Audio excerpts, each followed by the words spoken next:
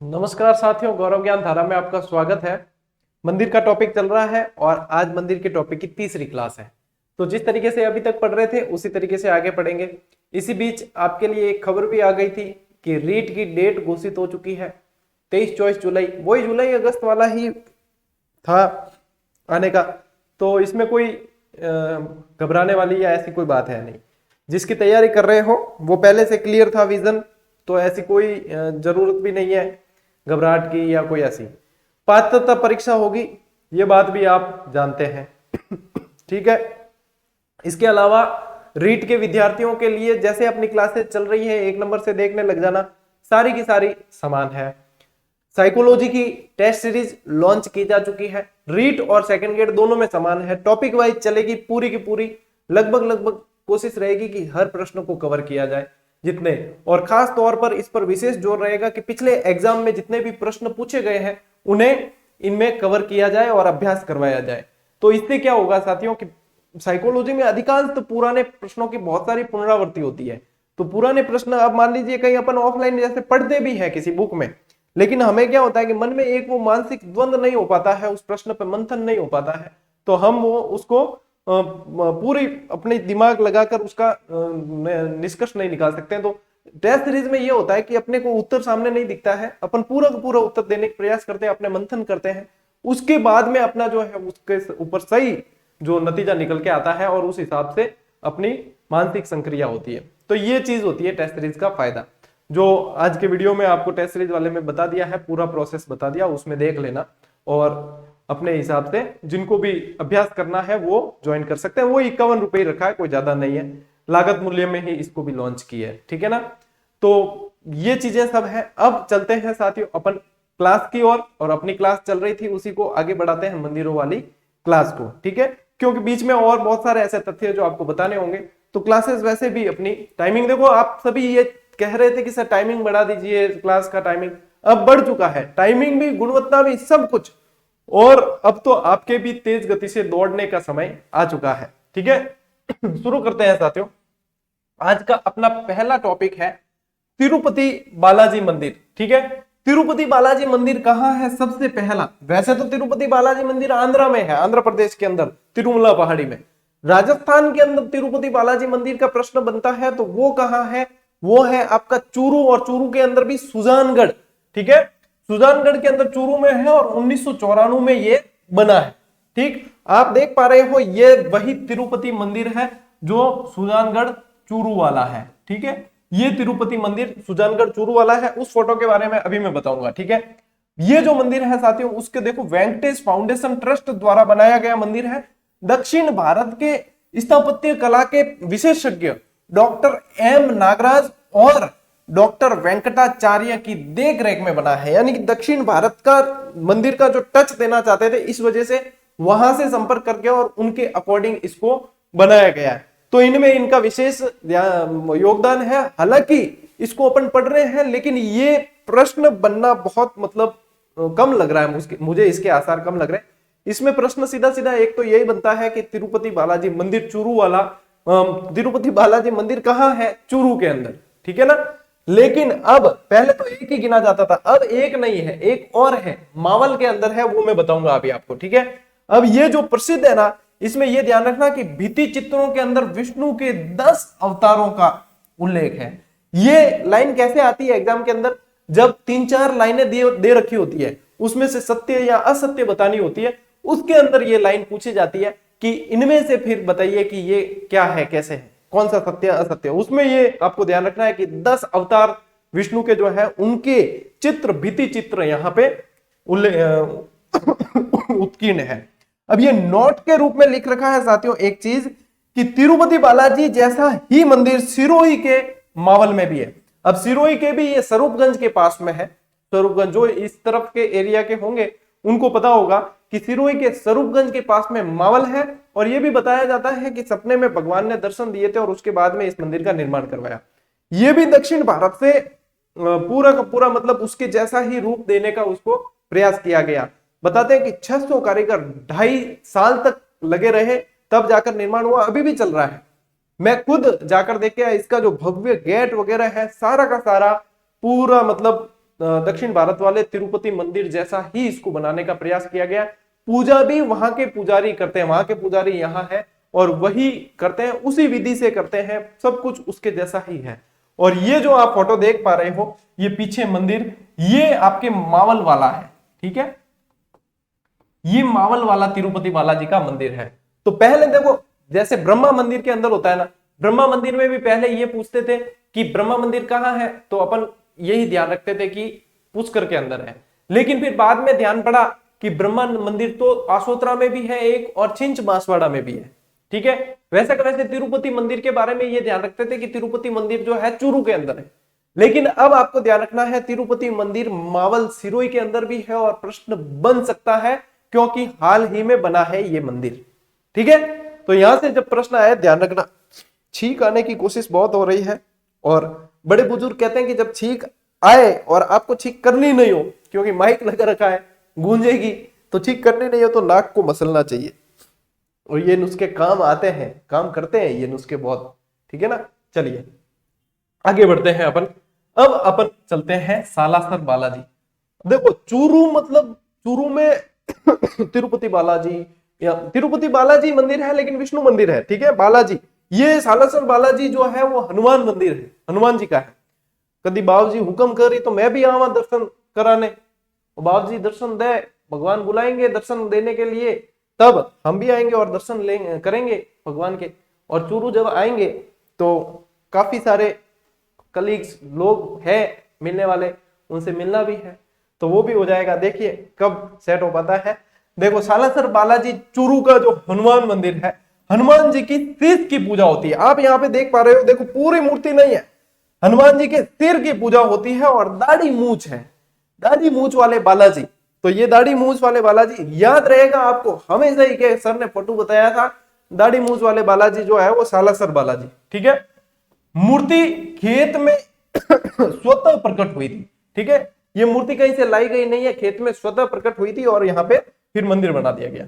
दाढ़ी मूछ वाले हनुमान जी, और साथ ही माता अंजनी का मंदिर भी यहाँ पास में बना हुआ है। हालांकि देखो चूरू के जो लोग होंगे ना, वो बताएंगे कि हाँ गुरुजी ये बात सही है या गलत है। अब मैं पढ़ा रहा हूं, बाकी विद्यार्थी पढ़ रहे हैं, जैसा किताबों में मिलेगा वैसा हम पढ़ेंगे। लेकिन जो स्थानीय लोग हैं वो वहां जाते हैं, उनको पता है कि हाँ अंजनी माता का मंदिर है और ये बात सही है। तो ये चीजें होती है। अब जैसे एग्जामिनर है तो एग्जामिनर हर स्थान पे जाकर देखता नहीं है, एग्जामिनर भी प्रश्न बनाता है तो वो कहीं ना कहीं से पढ़कर बनाता है, ठीक है। मान लो भाई इतना बड़ा पेपर होता है, उसमें से कोई एक स्थान ऐसा होगा जहां से एग्जामिनर बिलोंग्स कर सकता है, 2-3 स्थान उसके देखे हुए हो सकते हैं, बाकी तो कहीं ना कहीं पढ़ के ही बनाएगा। तो ये चीज भी आप ध्यान रखें। रिकॉर्ड तो हो रही है ना, ओके। चलिए, तो ये माता अंजनी का मंदिर, ये भी आपको ध्यान रखना है। बढ़े आगे, ये ऊपर तिरुपति बालाजी के मंदिर है और नीचे सालासर बालाजी चूरू, ठीक है। चलिए आगे बढ़ते हैं।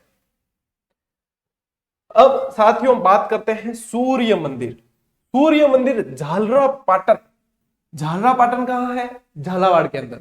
झालरा पाटन का नाम ही इसलिए पड़ा झालरा, यानी कि घंटा पहला बहुत हाइट है, ठीक है ना, घंटा ज्यादा है ना, घंटा क्या झालर जड़ा देखी जाए तो घंटे ज्यादा होने के कारण झालरा पाटन का नाम भी झालरा पाटन, और घंटियों का शहर कहते हैं, आप सभी को ज्ञात है। अब ये मत कहना कि हम साइंस वाले हैं या हम नए, हमें पता नहीं है, क्योंकि मैं पढ़ा कर आया हूं सारी क्लासेस और ये चीजें आपको पता है, मैंने बताई है। यदि नियमित क्लास देख रहे हो तो ये चीज पता है, ठीक है ना। अब जैसे झालरा पाटन की जगह झालावाड़ ही कह दिया अगर, कोई दिक्कत नहीं है। झालरा पाटन कहाँ है? झालावाड़ के अंदर ही है। कई बार ऑप्शन ऐसे ही आ जाता है कि झालावाड़। तिराहे सबसे ज्यादा है, बताते हैं ऐसा कि तिराहे, चौराहे होते हैं ना, वैसे तिराहे ज्यादा है। उपनाम किसका? इस मंदिर का उपनाम पद्मनाभ मंदिर भी है और 7 सहेलियों का मंदिर भी इसे कहते हैं। ये जो मंदिर आप देख पा रहे हो यही है वह सूर्य मंदिर, 7 सहेलियों का मंदिर और पद्मनाभ मंदिर, 2 इसके उपनाम भी है। यह खजुराहो शैली में बना हुआ है, ठीक है।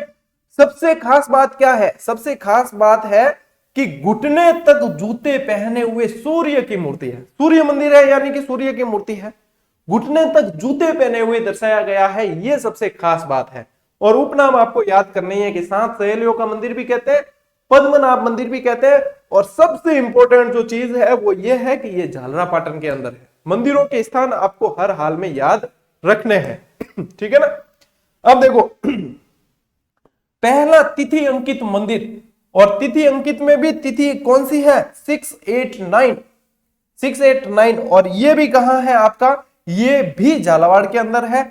यहां पे अर्धनारीश्वर प्रतिमा, चंद्रभागा नदी के किनारे, और अन्य नाम इसका जो है वो चंद्रमौलीश्वर मंदिर है। ठीक है, कौन सा, वैसे शीतलेश्वर मंदिर नाम है इसका, क्या नाम है, शीतलेश्वर मंदिर, लेकिन चंद्रमौलेश्वर भी है और पहला तिथि अंकित मंदिर। और शीतलेश्वर मंदिर मैंने लिख रखा है यहां, ये देखिए शीतलेश्वर मंदिर है, और वही कहां है, झालरापाटन के अंदर। 689 पहला, राजस्थान का पहला तिथि अंकित मंदिर, और तिथि भी याद रखनी है, 6 और 2 8, 8 और 1 9, 6 और 2 8, 8 और 1 9, 689।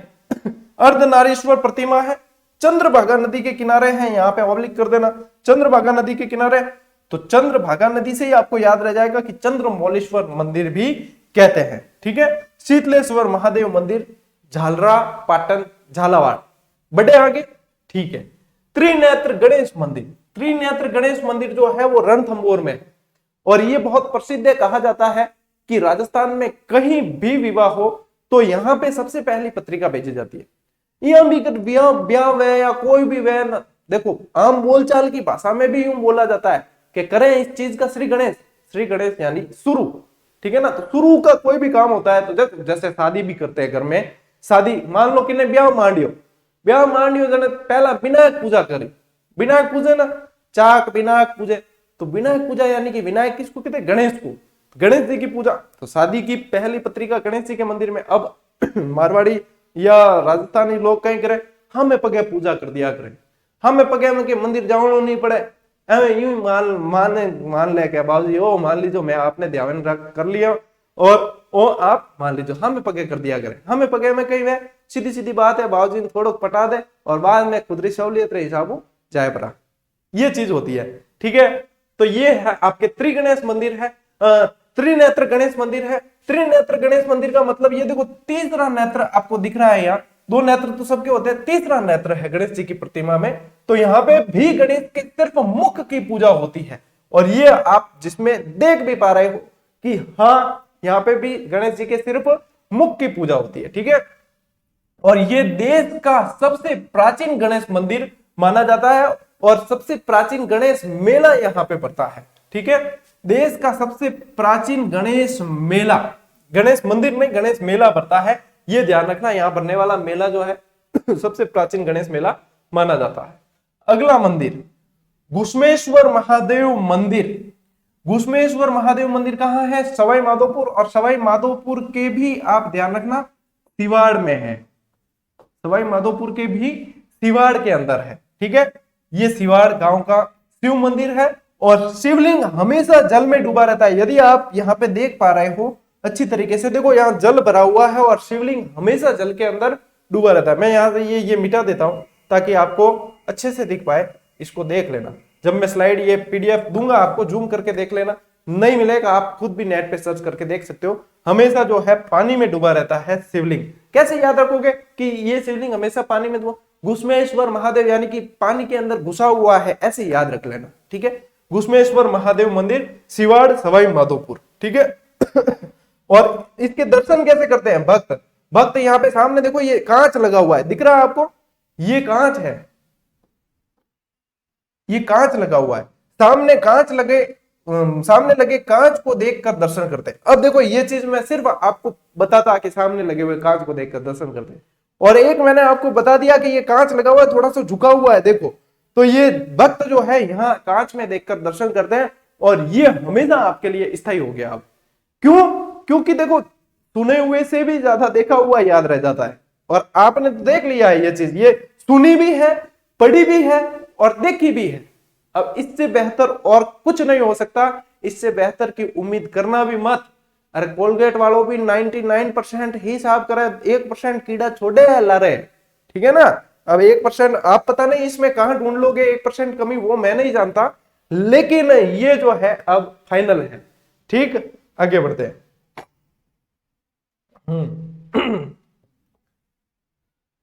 हाँ जी, त्रिपुरा सुंदरी मंदिर, ठीक है, कहां है? तलवाड़ा बांसवाड़ा के अंदर। उपनाम तुरतई माता त्रिपुरा महालक्ष्मी, ठीक है। आप ये देख पा रहे हो, ये त्रिपुरा माता तुरतई माता की मूर्ति है। और पूर्व मुख्यमंत्री माननीय वसुंधरा राजे जी भी इनकी बहुत पूजा करती थी, इष्ट देवी मानती थी, ठीक है। तो ये वैसे इसमें आपको ध्यान रखने वाली जो चीज है वो ये है कि पांचाल जाति की कुल देवी है ये, ठीक है। जो जो चीजें ध्यान में रखनी है वो ही मैंने स्लाइड पे लिखी है। क्या क्या? तलवाड़ा में तुरतई माता त्रिपुरा महालक्ष्मी, पांचाल जाति, तीन चीजें ध्यान रखनी है। वसुंधरा जी वाला फैक्ट याद नहीं रखोगे तो भी चलेगा, क्योंकि एग्जाम की दृष्टि से वो इंपॉर्टेंट नहीं है, सिर्फ जानकारी के लिए आपको बताया है। लेकिन इंपॉर्टेंट है कि पांचाल जाति की कुल देवी है, ठीक है, ये इंपॉर्टेंट है। अब देखो, गोटिया अंबा मंदिर, गोटिया अंबा जो है वो बागीधुरा बांसवाड़ा के अंदर है। पांडवों ने वनवास के समय कुछ समय यहां पे गुजारा था, तो ये चीज ध्यान रखनी। चैत्र अमावस्या को यहां मेला बढ़ता है और पांडवों ने यहाँ 88,000, ये 88 के लिखा है ना, के का मतलब तो आप सभी समझते हो, क्यों यूट्यूब पर देख रहे हो क्लास तो आपको पता है कि के का मतलब क्या है। तो 88,000 ब्राह्मणों को भोजन करवाया था। ये पांडवों के बस की बात नहीं थी अकेले, यहां इनका साथ दिया था। इनका साथ क्या दिया? आगे वही हुए थे श्री कृष्ण भगवान। श्री कृष्ण भगवान के आशीर्वाद और मदद से 88,000 पांडवों को यहाँ 88,000 ब्राह्मणों को यहाँ भोजन करवाया। किसने? पांडवों ने, ठीक है। तो ये आप अब देखो, प्रश्न की लैंग्वेज घुमा के यदि दिया जाए ना, वो कैसे आता है प्रश्न? ये भी आ सकता है कि बांसवाड़ा का वो मंदिर कौन सा है जो महाभारत कालीन है, या महाभारत कालीन उसका संबंध महाभारत कालीन है, ऐसे दे सकते हैं। अब फिर बाद में जैसे प्रश्न आता है तब आपको दिमाग लगाना होता है, कहीं ना कहीं अप्रत्यक्ष रूप से प्रश्न जुड़े होते हैं, तो ये चीज आपको ध्यान में रखनी, ठीक है। 88,000 और ये बस बाकी कुछ भी नहीं। आगे बढ़ते हैं। ब्रह्मा मंदिर थिंच बांसवाड़ा के अंदर, ठीक है। एक सबसे पहला अपने कहां पढ़ा था? पुष्कर। फिर अपने पढ़ा आसोत्रा वाला, वो भी मैंने आपको बताया, आसोत्रा बालोत्रा के अंदर। और ये है छिंच बांसवाड़ा। 3 ब्रह्मा मंदिर ही आपको राजस्थान में ध्यान रखना है। 12वीं सदी में इसका निर्माण करवाया गया और जीर्णोद्वार वापस 1495 के अंदर करवाया गया, ठीक है। अर्थुणा का शिव मंदिर, अर्थुणा का शिव मंदिर भी कहां है? बांसवाड़ा के अंदर, ठीक है। प्राचीन नाम उत्थुनक, लकुलित संप्रदाय से संबंधित है। निर्माण किसने करवाया? वागड़ के परमार शासक मंडलिक के पुत्र चामुंड राय ने, मंडलिक के पुत्र चामुंड राय ने अर्थुणा, देखो अर्थुणा से ही, उत्तुनक से ही अर्थुणा बना है। और अर्थुणा के परमार शासक, परमारों की राजधानी भी रही है, तो परमार शासक अर्थुणा के प्रसिद्ध है वैसे भी। और आपको ध्यान रखना है कि परमार शासक मंडलिक के पुत्र चामुंड राय ने निर्माण करवाया। कौन याद रहे? कोई दिक्कत कौन, वो याद रख लीजिए कि अर्थुणा शिव मंदिर है कट, ठीक है, इतो याद रख लीजिए बस। किराड़ू मंदिर, किराड़ू मंदिर जो है वो बाड़मेर के हातल गांव में है, ये हातमा गांव में है। हातमा गांव याद रखना, क्योंकि गांव जो है, अब देखो प्रश्न आखिर में बनाते हैं, पर एग्जामिनर जो है नवाचार यदि करना चाहता है और नया कुछ खोजता है तो फिर वो अंदर गांव और ऐसी चीजें ढूंढता है। तो हातमा गांव आप थोड़ा सा ध्यान में रखना। उपनाम इसका जो है वो राजस्थान का खजुराहो है। देखो खजुराहो जहां पे भी नाम दिया है राजस्थान के जिस भी मंदिर को, तो उसका मतलब है वहां पे कुछ अश्लील मूर्तियां हैं, जो रतिक्रिया रत, जो ऐसी मूर्तियां हैं जो संभोग की अवस्था वगैरह बताई गई है, अश्लील मूर्तियां हैं, जहां नग्नता ली हुई मूर्तियां होगी, तो वो राजस्थान के खजुराहो में। और खजुराहो है, यानी कि वो एक मंदिर नहीं है, वहां कहीं ज्यादा मंदिरों का समूह होगा। तो यहाँ खजुराहो में यहाँ भी 5 मंदिरों का समूह है, अभी मैं बताता हूं आपको, ठीक है ना। किराड़ू के अंदर, वैसे ओरिजिनल खजुराहो छतरपुर एमपी के अंदर, और वहां पे कितनी मंदिर बताया मैंने आपको कल की क्लास में? 85 मंदिरों का समूह है, 85, ठीक है ना। तो वो आपको ध्यान में रखना है ताकि पता चले कि खजुराहो से तुलना क्यों कर रहे हैं, ये भी चीज ध्यान में होनी चाहिए, ठीक है। अब ये भी देखो, परमार शासकों की राजधानी किरातकूप नाम से, किराड़ू का पुराना नाम किरातकूप था, किरातकूप नाम से प्रसिद्ध थी। मैं आपको मंदिर का फोटो बताता हूं, चलिए फिर आगे की बात करते हैं। पहले मैं आपको फोटो बताता हूं। ये जो देख पा रहे हो आप, ये किराड़ू मंदिर का फोटो है और यहाँ पे जैसे ये मूर्तियां लगी हुई है इसमें, है ना, ये बहुत सारी मूर्तियां अंदर भी है और मतलब आसपास बहुत सारी मूर्तियां हैं और ये सारी मूर्तियां जो खजुराहो से मंदिर से समानता रखती है, तो इस कारण इसको खजुराहो का मंदिर कहते हैं। हालांकि किराड़ू मंदिर के साथ में है ना एक श्राप मतलब किंवदंती जुड़ी हुई है कि एक भयानक श्राप का यहाँ साया अभी भी है। अब वो किंवदंती क्या है चलिए मैं बता देता हूं आपको। उसमें ऐसा है साथियों कि एक ऋषि महाराज, जो है शॉर्ट में बताता हूं, एक ऋषि महाराज कहते हैं कि कभी यहाँ आए थे अपने शिष्यों के साथ में और फिर मतलब शिष्य बाद में बने, उनके वहां पे आने के बाद में कुछ शिष्य बने, फिर उन्होंने आसपास का क्षेत्र बताया उन ऋषि महाराज को, फिर बाद में जो है शिष्य तो रह गए वहीं और वो खुद ही विचरण करने लगे ऋषि महाराज आसपास। अब इतने में क्या हुआ कि वहां पे एक भयंकर बीमारी फैल गई। अब महाराज तो निकल गए थे, भयंकर बीमारी फैल गई। भयंकर बीमारी में उनके शिष्य जो है वो सारे के सारे उस बीमारी के आगोश में आ गए। आसपास के जो स्थानीय लोग थे उन्होंने उनकी मदद नहीं की और उनके शिष्यों की बहुत दुर्दशा हो गई। बताते हैं कि अपनी शक्तियों का प्रयोग करके वो अचानक से देव शक्तियों का प्रयोग करके ऋषि महाराज वहां पे आते हैं और उसके बाद में उन्हें पता चलता है कि शिष्यों की हालत देखकर समझ जाते हैं कि अच्छा ये बात है और लोगों ने इनकी मदद नहीं की। एक बताते एक कुम्हारिन थी, डोकरी थी बेचारी वृद्धा, उसने इनकी शिष्यों की मदद की थी और जैसा उससे जितना बन पड़ता था उतनी करती थी, ठीक है ना। तो महात्मा जी को पता चला कि ऐसी ऐसी बात है और बेचारी इसने डोकरीन तो मदद की है, तो कहे हाँ ठीक है, बस गए गांव वाला मदद नहीं करी, मैं ऐसा श्राप देता हूं। मेरे शिष्य है ना इतने तड़प रहे थे बीमारी से ग्रस्त होकर और आप मूर्तियों की तरह बने रहे, आपने इनकी मदद करना उचित नहीं समझा, मानव धर्म क्या कहता है इसलिए चलिए आप मूर्ति की तरह बने रहते हो, सूर्यास्त होने के बाद में आप सब ओरिजिनल मूर्तियों में ही बदल जाओगे, ऐसा उनको पाषाण मूर्तियों में बदल जाओगे, ऐसा श्राप दिया। और वृद्धा इन बिन की डोगरी तू भी पर बैग पैक कर और रवाना हो जा, अटे अगर रुक गई तो तू भी मूर्ति बन जाई और तेरे वास्ते छूट है, अटू तू चली गई तो मूर्ति कौन बने, लेकिन एक शर्त है कि तू पाछो लारे मुड़े नहीं देखेला, ठीक है, बैग एक पैक कर और रवाना हो जा, वीजा पासपोर्ट वगैरह जटे भी बढ़िया है हमार और फ्लाइट पकड़ ले सीधी। बिंग माद कही वो बिंग माद में डोकरी है ना घर की, डोकरी घर की और डोकरी सामान वामान तो पैक करियो, बहुत घबराई उड़ी, बस सामान वामान तो पैक कर दियो। बी के बाद में मतलब बात जो निकलन रुकी ना तो बिन महात्मा जी बात माते संदेह हुआ कि महात्मा जी क्या जी को सही वह सके कि इन खाली गप ठोक दी और उसने बताते हैं कि पीछे मुड़कर देख लिया और पीछे मुड़कर देखते ही वो वहीं पे मूर्ति बन गई। और फिर बाद में बता दें कि वहां पास के किसी गांव में उसकी मूर्ति प्रतिमा आज भी देखी जा सकती है बनी मूर्ति है वो। तो ये मतलब वहां की स्टोरी। और ये बताते कि इस श्राप का साया आज भी है, तो सूर्यास्त के बाद में कोई भी पर्यटक या वहां पे कोई भी लोग रुकने की कोशिश नहीं करते हैं। ये किंवदंती थी, अब सच है गलत है कैसी है हमें ज्ञात नहीं है, लेकिन जो किंवदंती प्रचलित थी वो मैंने आपको बता दी किराड़ू मंदिर से संबंधित, ठीक है ना। किताबों में वैसे लिखी हुई है, मिलती नहीं है, ठीक है। चलिए तो ये थोड़ी सी जानकारी आप साथ में ध्यान रखना। अब देखो यहाँ 5 मंदिर है जिसमें से 4 मंदिर तो भगवान शिव के, शंकर के, और 1 मंदिर किसका है, विष्णु भगवान का है। कैसे याद रखोगे कि भगवान शिव के मंदिर ज्यादा है और अपने विष्णु भगवान के मंदिर कम है। देखो भोलेनाथ है ना, भोला तो भोलेनाथ की मतलब भक्ति करने वाला लोग भी ज्यादा, कि भोलेनाथ जल्दी प्रसन्न हो जाए, जल्दी जल्दी आशीर्वाद दे दे, तो लोग ज्यादा थे मंदिर ज्यादा हो गए, ऐसे याद रखना। विष्णु भगवान का एक ही मंदिर है, ठीक है। और ये 5 मंदिरों का एक समूह है। सबसे बड़ा और सुंदर मंदिर जो है वो सोमेश्वर मंदिर है, ये भी ध्यान रखें। और वास्तविक खजुराहो मंदिर कहां है, यहां लिख देता हूं, चलो। वास्तविक खजुराहो मंदिर कहां है, छतरपुर एमपी के अंदर है, ठीक है, ये ध्यान रखें आप।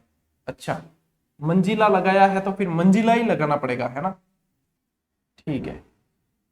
चलिए गुप्त काल, परमार काल और सोलंकी शैलियों का अद्भुत मिश्रण यहां पे देखने को मिलता है। इसके अलावा समुद्र मंथन, रामायण, महाभारत, श्री कृष्ण की लीलाओं आदि का वर्णन भी यहां पे देखने को मिलता है। ऐसा बताते हैं कि मोहम्मद गौरी ने भी यहां पे 1178 के अंदर बताते हैं मोहम्मद घोरी ने भी यहाँ पे आक्रमण किया था। जब गुजरात के शासक भीमदेव से उसका संघर्ष हुआ था ना, तब बताते हैं कि यहाँ पे भी आक्रमण किया था। और ये नागर शैली का मंदिर है।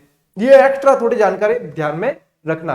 कभी प्रश्न मैंने बताया ना, जब थोड़ा वो उसका कॉन्सेप्चुअल प्रश्न बनेगा तब आपके ये फैक्ट आ सकते हैं। तो ये जानकारी ध्यान में रखें। जरूरी नहीं है कि आपको पढ़ते ही तुरंत याद हो जाए, ऐसा कोई भी नहीं, लेकिन आप जब याद पढ़ोगे ना एक दो बार तो आपको ध्यान में जरूर रहेगा कि हाँ सर ने बताया था कि मोहम्मद घोरी ने यहाँ पे आक्रमण किया था। है महाभारत रामायण समुद्र मंथन तो कल मैंने आपको पूरा बता दिया। तो महाभारत रामायण समुद्र मंथन के दृश्य भी यहाँ पे मिलते हैं। ठीक है, चलिए हल्देश्वर महादेव मंदिर। हल्देश्वर महादेव मंदिर बाड़मेर के अंदर है और बाड़मेर में भी पीपलूद सिवाना के पास में है। ठीक है ना, पीपलूद गांव में 56 की पहाड़ियों में है। और वहां पे बाड़मेर और सिवाना के अंदर जो पहाड़ियां हैं ग्रेनाइट की है पूरी की पूरी, हमारी खुद की भी वहां पे माइंस थी। तो उसके बाद वहां जो पहाड़ियां है ना वो 56 की पहाड़ियां कहलाती है। और यहाँ पे ये मंदिर बना हुआ है। और हल्देश्वर महादेव मंदिर में हम भी गए हुए हैं। हल्देश्वर महादेव मंदिर बताते हैं यहाँ जाने के लिए 7 पहाड़ियां पार करनी पड़ती है। मैं छोटा था तब गए थे, थोड़ी थोड़ी स्मृति मुझे याद है कि हाँ थोड़ा थोड़ा है स्मृति के अंदर कि हाँ हम हल्देश्वर महादेव गए थे। और तालाब में मैंने केकड़ा देखा था, ये मुझे जरूर याद है। तो जब रात रुके थे वहां पे, तो जब सुबह मतलब छोटा था मैं, तो सुबह जब स्नान करने की बारी आई तो मैं वहां पे जो मतलब हिम्मत नहीं हुई थी, वो केकड़ा देख लिया था ना पहले ही कि केकड़ा है भाई अपन काम तमाम कर सके। वो केकड़े से तो मतलब डर हर किसी को लगता ही है कि केकड़े के बारे में ये बताते पकड़ लेता तो छोड़ता नहीं है कभी भी। तो इसलिए फिर ये मेरे दिमाग में ना हल्देश्वर महादेव मंदिर हमेशा ही याद रहता है। बाकी मुझे वहां का कोई दृश्य याद नहीं है उस समय का कि हल्देश्वर महादेव मंदिर में ये चीज ऐसे ऐसे हुई थी या क्या हुआ, क्या कौन कौन गए, क्या कुछ याद नहीं है। लेकिन ये जरूर याद है कि वहां पे केकड़ा देखा। कुछ स्मृतियां ऐसी रह जाती है बचपन की साथ में कि वो चीजें हमेशा ही याद रहती है। ये देखो ये चीजें होती है ऐसा। इंपॉर्टेंट फैक्ट क्या है? इंपॉर्टेंट फैक्ट है कि यहाँ इसे मारवाड़ का लघु माउंट कहा जाता है। और ऑप्शन में आपको क्या मिलेगा पता है? मारवाड़ के लघु माउंट के अंदर ये मिलेगा पीपलूद। मारवाड़ का लघु माउंट किसे कहते हैं? पीपलूद। कहाँ है? फिर ऐसे पूछ देते तो फिर हल्देश्वर महादेव की पहाड़ी, हल्देश्वर महादेव और हल्देश्वर की पहाड़ियों पर ऐसे बताते। ठीक है, ये ध्यान रखना। अब देखो यहाँ पे महादेव और जोग माया का मंदिर बना हुआ है। ठीक है ना, ये चीज भी आपको ध्यान रखनी है। यहाँ पे महादेव जी का और जोग माया का मंदिर बना हुआ है। कहाँ? हल्देश्वर बाड़मेर के अंदर। आगे बढ़ते हैं, चलिए साथियों, भंडदेवरा का शिव मंदिर जब हम पढ़ते हैं ना तो हम किराड़ू मंदिर जब पढ़ते हैं कि राजस्थान का खजुराहो, तो राजस्थान का मिनी खजुराहो कहते हैं भंडदेवरा, जो 12 के अंदर है। इसे भी ध्यान रखना है। तो ये देखो किशनगंज 12 के अंदर है और ये 10वीं सदी में बना है, खजुराहो शैली में बना हुआ मंदिर है। और इंपॉर्टेंट फैक्ट है कि इसे राजस्थान का मिनी खजुराहो कहते हैं। खजुराहो क्यों कहते होंगे ये चीज बताने की अब आवश्यकता नहीं है। ठीक है ना। इसका निर्माण मेद वंशीय राजा मलय वर्मा, ये मैंने है ना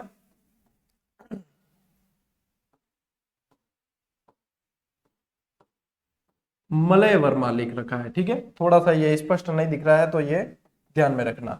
इसका निर्माण मेद वंशीय राजा मलय वर्मा ने करवाया। कैसे याद रखोगे?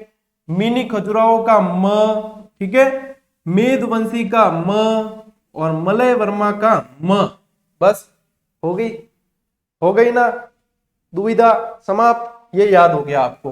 ठीक है, यहाँ पे पंचायतन शैली में बना हुआ है। यहाँ पे 10 + 18 यानी कि 10 तो है बड़े खंबे, 10 तो है बड़े और 18 है छोटे खंबे, 18 है छोटे खंबे। और ये जो आप देख पा रहे हो यही है आपका भंडदेवरा का मंदिर, जिसे राजस्थान का मिनी खजुराहो कहते हैं। ठीक है, देखो कंडीशन अभी कैसी हो रखी है इस मंदिर की, ये है। अब फिर आगे बढ़ते हैं अपन ब्रह्माणी माता का मंदिर। ब्रह्माणी माता का मंदिर सोरसेन 12 के अंदर। सीधा सीधा पूछते हैं कि ब्रह्माणी माता का मंदिर कहाँ है, या तो सीधा ये पूछ लेते हैं या फिर आपको ये पूछ लेते हैं कि राजस्थान का एकमात्र, देश का एकमात्र, राजस्थान छोड़ो पूरे देश का एकमात्र मंदिर जहां माता के पीठ की श्रृंगार होता है और पीठ की पूजा की जाती है, वो आपके ब्रह्माणी माता का मंदिर है जो 12 वाला है। ठीक है, यही चीज मैंने यहां लिखी है आपके लिए कि देश का एकमात्र ऐसा मंदिर जहां देवी के पीठ का श्रृंगार होता है तथा पूजा की जाती है। झाला जालिम सिंह द्वारा यहाँ पे सीढ़ियां बनाई गई, ठीक है, झाला जालिम सिंह द्वारा बताते हैं कि अंदर मंदिर में सीढ़ियां बनाई गई। और ये जो है बाहर का दृश्य है, आपके ब्रह्माणी माता मंदिर के बाहर का दृश्य है, ये ब्रह्माणी माता मंदिर है। वहां के स्थानीय विद्यार्थी होंगे, उन्होंने देखा होगा, अंदर जाके भी देखा होगा कि अंदर कैसी मूर्ति है, कैसे पीठ का श्रृंगार करते हैं वगैरह, ये सारी चीजें देखी होगी। तो अपने अभी ये ध्यान रखना, जो प्रश्न बनता है वो सबसे इंपॉर्टेंट लाइन यही है कि पीठ की पूजा होती है। ठीक, चलिए सीताबाड़ी 12, ठीक है, ये भी एक तरह का कुंभ है। सबसे पहला प्रश्न, सीताबाड़ी कहाँ है? 12। यहां सीता, लक्ष्मण और वाल्मीकि के प्राचीन मंदिर है। किंवदंतियों के अनुसार यह कहा जाता है कि जब श्री राम ने लोगों की बातों में आकर माता सीता पर संदेह किया और उनका परित्याग कर दिया, तो उसके बाद में ये यहाँ पे आकर वाल्मीकि जी के आश्रम में रही थी। तो इसलिए आपको ध्यान रखना है कि माता सीता, लक्ष्मण और वाल्मीकि का यहाँ पे मंदिर है और पास पास ही है। ठीक है। सहरिया जनजाति, सहरिया जनजाति का प्रमुख आस्था स्थल है और इसीलिए इसे सहरिया जनजाति का कुंभ कहा जाता है। ठीक है, सहरिया जनजाति का कुंभ कहा जाता है। यहाँ पे सहरिया जनजाति के लोग बताते हैं कि अस्थियां भी प्रवाहित करते हैं। यहाँ जब मेला लगता है तो यहाँ पे सहरिया जनजाति का स्वयंवर होता है, एक तरह से अपने जीवन साथी को चुनते हैं। तो ये सारे यहाँ पे, और मतलब बहुत संख्या में यहाँ पे श्रद्धालु आते हैं, इकट्ठे होते हैं। और ये सब देखो, कुंभ जहां भी आएंगे ना, वहां पे बहुत ज्यादा संख्या में श्रद्धालु आएंगे, ये ध्यान रखना। ठीक है, कई जगह ऐसा भी होगा जहां स्नान का विशेष महत्व रहेगा। यहाँ पे भी ये देखो कुंड बना हुआ है, ये सीताबाड़ी का ये कुंड बना हुआ है, तो यहाँ पे भी ये स्नान का विशेष महत्व रहता है। ये सीताबाड़ी का आपके मंदिर है। ज्येष्ठ अमावस्या को यहाँ मेला मरता है और इसी मेले में स्वयंवर भी होता है। स्वयंवर कोई यार दरबार अरबार सजान, कोई स्वयंवर नहीं है। ठीक है, लेकिन अपने लिए योग्य वर जो है वो चुना जाता है यहाँ पे सहरिया युवतियों द्वारा। तो ये आपको थोड़ा सा ध्यान रखना है। ठीक है, गंगा मंदिर, सबसे पहला ही प्रश्न आएगा कि गंगा मंदिर कहाँ है। तो गंगा मंदिर आपका कहाँ है? भरतपुर के अंदर है। और ये आप देख पा रहे हो, ये गंगा मंदिर है पूरा पूरा।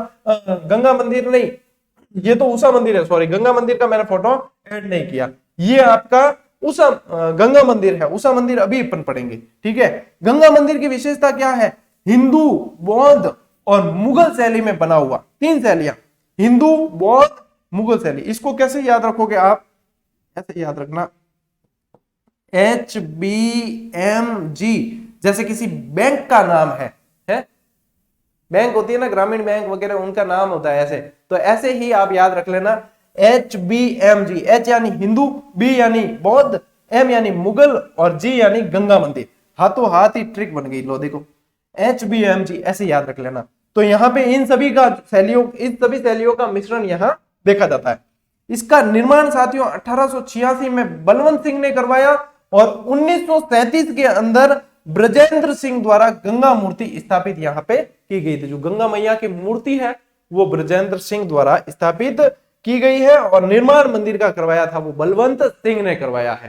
ठीक, अब बढ़ते हैं आगे उषा मंदिर की ओर। और ये जो आप देख पा रहे हो, ये आपके उषा मंदिर है। ठीक है ना, बयाना, भरतपुर के अंदर। प्राचीन काल में बयाना जो है, बयाना का वैसे दुर्ग भी बहुत प्रसिद्ध है और बयाना का युद्ध भी बहुत प्रसिद्ध है। बयाना की नील की खेती, नील बहुत प्रसिद्ध थी पुराने समय में। यदि पूरे भारत में देखा जाता तो सरखेज गुजरात की नील बहुत प्रसिद्ध थी और यहाँ पे बयाना की नील भी बहुत प्रसिद्ध थी। ठीक है ना। अब देखो, उषा मंदिर का निर्माण किसने करवाया? उषा मंदिर का निर्माण राजा महिपाल की रानी चित्रलेखा द्वारा करवाया गया। हालांकि इतना मतलब डीप है ना, सवाल आना थोड़ा मुश्किल लग रहा है मुझे। सबसे पहला सवाल जो आएगा आपका वो इससे आएगा। ठीक है, इससे आएगा। दूसरी चीज आपको ध्यान में रखनी है कि इसे उषा मस्जिद में बदला किसने? बदला इल्तुतमिश ने। इल्तुतमिश ने इसे तोड़कर उषा मस्जिद में बदला, लेकिन सूरजमल जाट ने वापस इसको मंदिर में बदल दिया, ऐसा बताते हैं। ठीक है, तो ये ध्यान रखना, जाटों का अफलातून शासक सूरजमल जाट। ठीक, फिर ध्यान रखना लक्ष्मण मंदिर। लक्ष्मण मंदिर भी कहाँ है? भरतपुर के अंदर। ऐसे आप तो कहोगे कि सर आपने यहाँ पे बताया ये, लेकिन ये तो मतलब छोटा सा मंदिर है, ये पूछा नहीं जाएगा। आप 12 मत करके आ जाना। आपको लक्ष्मण मंदिर यदि स्पेशली पूछते हैं तो आपको ध्यान रखना है भरतपुर। कैसे याद रखोगे लक्ष्मण मंदिर भरतपुर के अंदर? राम, भरत, शत्रुघ्न, लक्ष्मण, 4 भाई देना, तो राम, भरत, लक्ष्मण, शत्रुघ्न, तो भरत लक्ष्मण आ गया ना। ये लक्ष्मण और ये भरत, तो कहां है लक्ष्मण मंदिर? भरतपुर के अंदर है। दैट्स ऑल, ये याद हो गया। अब यहाँ पे भी देखो, एक तो पुराना मंदिर है और एक नया मंदिर है। पुराना मंदिर जो है वो बदन सिंह ने बनवाया और नया मंदिर जो है वो बलदेव सिंह ने बनवाया। दोनों जगह ब से शासक आ रहे हैं। बदन सिंह वो डीग के महलों वाला, ठीक है ना, और राजा बदन सिंह ने बनवाया और नया मंदिर राजा बलदेव सिंह ने बनवाया है। इतना याद रह जाए तो कर लेना, नहीं रहे तो भी कोई बात नहीं। लेकिन ये लक्ष्मण जी जो है वो जाटों के कुल देवता माने जाते थे, यानी कि यहाँ के जो निवासी थे उनके कुल देवता के रूप में जाने गए हैं। कौन? लक्ष्मण जी। पुराना किसने बनवाया? बदन सिंह ने। नया किसने बनवाया? बलदेव सिंह ने। ठीक, यहां पे भी 2 ब वाले आए। देखो, निर्माण पहले बलवंत सिंह और बाद में ब्रजेंद्र सिंह, बाद में ब्रजेंद्र सिंह। तो ये भी आप थोड़ा सा ध्यान रख लेना। अपनी स्लाइड कहां चलेगी? ये रही, ठीक है। तो ये चीज आपको ध्यान रख लेनी है। तो ये अपनी जो है अंतिम स्लाइड थी साथियों।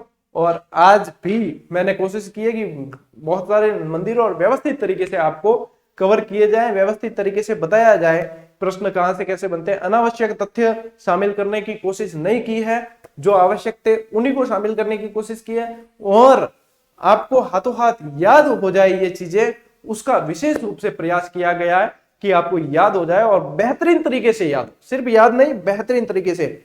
मेरी बात गांठ बांध लेना कि ये नोट्स जो बन रहे हैं ये आपकी सफलता के मील का पत्थर साबित होगा। और मतलब आप खुद यदि नोट्स बनाते फिर भी ऐसे नोट्स ही बनते हैं। इसके अलावा जो विद्यार्थी अभी बार बार वन लाइनर का पूछ रहे हैं, युद्ध स्तर पर काम कर रहे हैं, लेकिन हम नहीं चाहते कि उसके अंदर कुछ भी ऐसी चीज, मतलब कहीं भी कोई गलती न रहे या कोई ऐसी चीज जो आवश्यक हो और वो छूटे नहीं। जैसे वन नीति के नए आंकड़े आ गए हैं, फॉरेस्ट रिपोर्ट जो आ गई है, उसको भी मैं शामिल करके आपको वन लाइनर में दे दूंगा। गाइड के अंदर जैसे कुछ गलतियां, जैसे टाइपिंग मिस्टेक वगैरह हुई ना, उसमें भी आपके वन नीति वगैरह डालकर, व्यवस्थित बजट वगैरह के आंकड़े डालकर और उसे भी अपडेटेड मतलब परिष्कृत निकालेंगे ना, तो वो दे देंगे। जिन्होंने पहले गाइड ले ली थी तो उनके लिए क्या करेंगे कि पीडीएफ के अंदर बता देंगे कि यहाँ पे ये मिसप्रिंट हुई है, तो आप इनको संशोधित कर सकते हैं। इसके अलावा वन नीति के आंकड़े जो है वन लाइनर के अंदर भी अपने शामिल करेंगे और उनमें भी आप अच्छी तरीके से पढ़ पाओगे। बाकी एक बार पूरी लॉन्च होने दो। एक बार ये क्या है कि अंतिम कार्य चल रहा है वन लाइनर का, पहला पार्ट है, अभी दूसरा पार्ट मैंने लिखना आपके लिए शुरू कर दिया है और वो भी बहुत जल्द उपलब्ध करवा दूंगा लगभग। और उसके अलावा फिर रीट के लिए भी वन लाइनर आपके लिए उपलब्ध करवाने की मंशा है। और देखिए, युद्ध स्तर पर काम चल रहे हैं सारे, जैसे जैसे जो प्रोजेक्ट होंगे बताते रहेंगे आपको साथ में। और बाकी अपनी क्लासेस नियमित रूप से चली रही है। तो इस बार आपको साथियों, जिन्होंने भी जो गलतियां कर दी या किसी कारणवश नंबर नहीं बन पाए थे, अब रिजल्ट रद्द हुआ चाहे जो भी हुआ, उस चीज को भूल जाओ यहीं पे और आगे जो है क्या करना है उसको देखना है, ठीक है ना। तो जिसके भी गलतियां रह गई थी, सुधार का मौका मिल गया, ये समझ लेना और जी जान से मेहनत कर लो। ये साल आपके लिए निर्णायक है। एक बार दम लगा के मेहनत कर लो, फिर आप भले मान लो 3rd ग्रेड ही बन गए, फिर पदोन्नति लो नहीं लो वो आपका लुकआउट है, लेकिन बेरोजगारी का ठप्पा आपके ऊपर से हट जाएगा, ठीक है ना। जब मैं तैयारी करता था तो मैंने अपने जो भी नोट्स थे या जो भी बुक थी, सबसे पहले पन्ने पर लिख रखा था मैं बेरोजगार हूं। जब भी खोलता तो सबसे पहले वो मेरा लिखा हुआ वो ही मुझे मतलब चुभता था कि इस धब्बे को मिटाना है। मैं बेरोजगार हूं लिख रखा था, इस चीज को मिटाना है मुझे, और उसके लिए मैं रात दिन एक करता था फिर कि ये चीज है ना, ये मिटनी चाहिए। ये सिर्फ कॉपी पर नहीं लिखा है, ये यहां लिखा है और इसे मिटाऊंगा। कैसे मिटाऊंगा? किस्मत को बदलूंगा। कैसे बदलूंगा? अपनी मेहनत से बदलूंगा। और यही चीज आपको करनी है। आपकी मेहनत है ना, मान लीजिए अब कोई सिख छोरा कह दे कि गुरुजी मेरे कोई एक बाबू भविष्यवाणी कर दी कि मेरे तो जिंदगी में कभी नौकरी लिखी उड़ी कौन है। अरे ये लकीरें है ना हाथ की, ये अपने किस्मत से बदली जाती है। जब मेहनत करते हैं ना तो ये लकीरें भी चेंज हो जाती है। तो किस्मत के आगे भाग्य कोई चीज नहीं है, ठीक है। किस्मत के आगे भाग्य क्या, मेहनत के आगे भाग्य कोई चीज नहीं है। मेहनत करो, भाग्य मेहनत करने वाले का ही साथ देता है।